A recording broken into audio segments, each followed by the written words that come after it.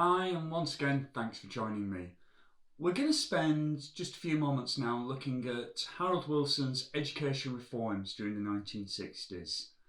We're going to look at how he changes the school system, we're going to look at changes to universities, and then finally we're going to look at the creation of the Open University.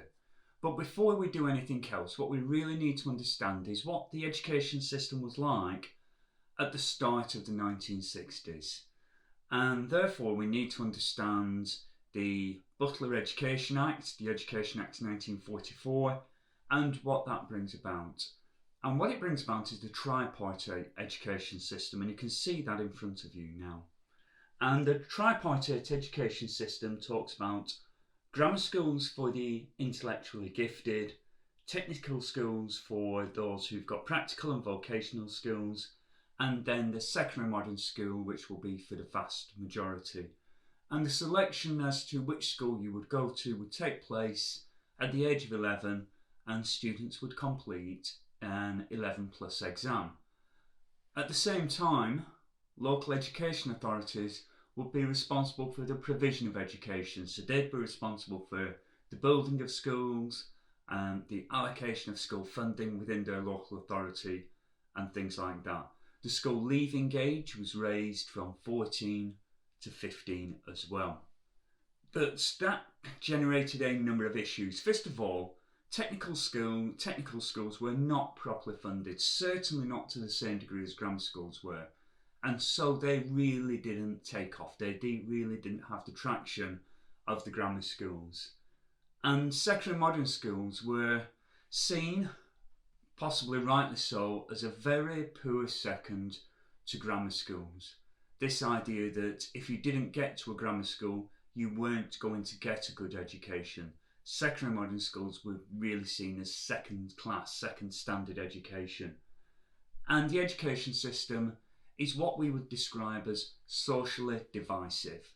That means that if you were middle class or wealthy, you could pay for your child to be tutored, to be prepared for the exam, and therefore when they came to the 11 plus, they were likely to do better and more chance of going to a grammar school. Whereas if you came from a poorer, working class family, you couldn't afford to pay for that extra tuition, therefore there was less chance you were going to pass the exam, less chance you were going to go to a grammar school as a result. So in 1964, the education system, whilst it has improved since World War II, it is still socially divisive. It is still at a point where working class children do not get the same opportunities as middle class and wealthier children, or children from wealthier families. Dominic Sandbrook sums this up well in his book Never Had It So Good, and we'll just have a quick look at what he says here. He says, ambitious parents were desperate for their children to go to grammar schools rather than the secondary modern, but since grammar schools are now free of charge and open to all classes, the only way was through the 11 plus. This therefore took on enormous importance, and wealthy parents were happy to pay tutors to coach their children for the examination, meaning that in the early 1950s, the middle class domination of grammar schools actually rose rather than fell. Now, I do keep saying this, use historians as evidence in your work. So Dominic Sandbrook is giving you a nice piece of evidence there to show you what was happening in the 1950s. So we need to look at the situation that Harold Wilson inherits in 1960. There are a small number of what are known as comprehensive schools in existence at this point. And these are essentially educational experiments where grammar schools have merged with secondary modern schools to create comprehensive schools, where students are not selected based on ability. They're selected based on where they live. They live close to that school, therefore they go to that school. And by 1960, 1 in 10 students are educated at schools like that. Once Harold Wilson takes power and wins the election, he appoints Tony Crosland as his education minister, and Tony Crosland is a fan of comprehensive schools. And in 1965 he issues Circular 10 of 65, and he requests that all local education authorities starts to make plans to convert to comprehensive schools. It's important to recognise that this is a request, it's not a direction. He's not allowed to do that, he can only make requests to local authorities. However, in 1966, to spur them on, the government make a decision that local authorities will only get additional funding for schools if they make plans to build comprehensive schools. So if you don't build a comprehensive school, you won't be getting funding for that school. Therefore, comprehensive schools become much more prevalent. And by 1970, there are over 1,145 comprehensive schools in existence by 1970. And 1 in 3 students are now educated at a comprehensive school. So we've seen that change there from 1 in 10 in 1960 to 1 in 3 in 1970. That's really good evidence for you guys to be using in your work and in your essays. However, the flaw in all of this is that independent schools still remain. So private fee-paying schools where middle class and wealthy parents can afford to pay for their children to have an education at a different school, that still exists. And so you still see education being socially divisive. If you can afford it, you can pay for what is perceived as a better education or a better opportunity at a different school to where families who cannot afford that send their children. So that's the changes that Wilson makes to the school system during this period. The next thing to start looking at then are the changes that are made to universities during this period. So when we look at university reform, we actually need to go back to 1961 and Harold Macmillan's government. And during the 1960s, during the early 1960s, it was recognised that Britain was falling behind in terms of scientific and technological advancement. And the Robbins Commission was established by Macmillan to review the situation and to make recommendations. And in 1963, they published their report. And what they essentially said was, Britain is now behind France, Germany, America, in terms of scientific advancement, particularly at places in universities. And you see here the quote that I've put up. When we compare published plans for future development, many of the countries are far ahead of us. If, as we believe, highly educated population is essential to meet competitive pressures in the modern world, a much greater effort is needed if we are to hold our own. So it's very clear that something needs to be done. And Harold Macmillan starts this plan to increase the number of universities. So it could be argued that Harold Wilson is only building on Harold Macmillan's plan. He's only developing this further. However, what we see, a number of colleges of technology that had existed before now become what are known as polytechnics. And this is a new establishment which is created during Harold Wilson's time. And polytechnics are seen as a direct competitor to universities. Polytechnics will focus on vocational skills, whereas universities will be focusing on academic skills. And by 1968, we see 30 polytechnics and 56 universities.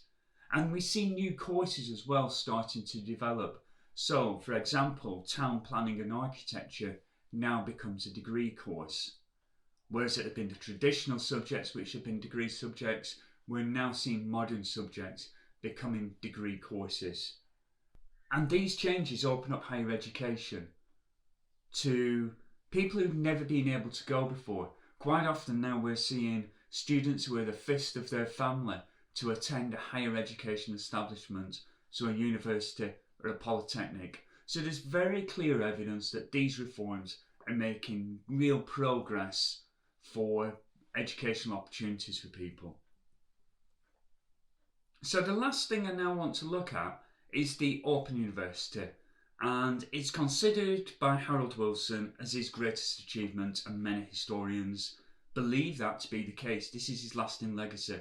And I suppose here I should put a vested interest in myself. My own degree is by virtue of the Open University. I didn't get a degree until I passed the age of 40. I was a mature student, shall we say, so I've got an interest in this piece as well. But Harold Wilson wanted to create a new type of university. And if we have a look, this idea had been going around before. 1961, The Economist magazine, which is a highbrow, intelligent magazine, and it had suggested the idea of what it called a televersity. And it suggested that a British television university might just conceivably do more than anything else to transform Britain's position in the world. And this idea then was taken up by the Labour Party. And in 1963, the Labour Party put together a study group, and they suggest what they describe as the University of the Air, i.e. it will be transmitted across the airwaves on television and on radio.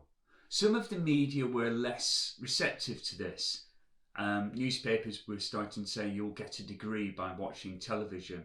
And interestingly, the Minister of Education, Tony Crosland, was not a fan of the Open University. However, it was pushed forward, and Jeannie Lee, the Minister of Arts, was appointed to lead the project in 1964 when Labour took power. By 1969, the Open University has become established. Its headquarters has been built in Milton Keynes. And then by 1970, there are enough students for it to start its first courses January 1971. And it allowed access to education for people who previously never been able to get that. The Open University broadcasted its programmes late at night on BBC Two generally, and it allowed mothers, it allowed people who couldn't afford to go to university to now get a university education. So mothers would be able to, because we're in the 1960s, we're still in this point where many are at home, they will be able to do their chores, they will be able to do the housework and all that kind of stuff, because that was the general expectation in the 1960s. But then in the evening they were able to go and study for these courses, and it really opened the doors to women to get this higher education. It opened the doors to people who couldn't afford to go to university, and for those who essentially needed a second bite of the cherry to try and get a university education. By 1980, there are more people being qualified, getting degrees from the Open University than there are at Oxford and Cambridge combined. And it is now seen as a leading university in the world in terms of what we now know as here as remote teaching. The Open University was doing that way back in 1970. So, as always, let's just have a quick recap now. Let's look at whether Harold Wilson's reforms of education during the 1960s were positive, were they good, should we credit Wilson for this, or should we be cautious in crediting Wilson for these changes? Now, first of all, it's fair to say there were significant steps made for a fair education for everyone, the creation of comprehensive schools. The establishment of polytechnics and universities allows people who've previously not been able to go to those higher education establishments to now attend those kind of establishments. And the creation of the Open University allows even more people to get a qualification and education from that level, by mothers being able to get them at home, by people who can afford to go to university, getting a university standard of education. However, the converse, the downside to this, independent schools, private schools still exist, and that means that education is socially divisive. Not everybody can afford to have that standard of education. Polytechnics are perceived and seen as second rate in comparison to universities, particularly against the older universities such as Oxford, Cambridge, Durham, places like that. University reform, as well as I've said, was actually started by Harold Macmillan. Therefore, is it right to credit Harold Wilson with those reforms? And then finally, as I've pointed out, the Open University did not have all the support that Harold Wilson was giving behind it. So people like Tony Crosland were against the Open University. However, the Open University clearly is a great success in the end. So there we go, education reforms under Harold Wilson. As always, click on subscribe. I'll put some more videos on as we go through, and refer to other ones as well to see how Harold Wilson makes other changes throughout society in the 1960s. Thanks very much. Bye bye.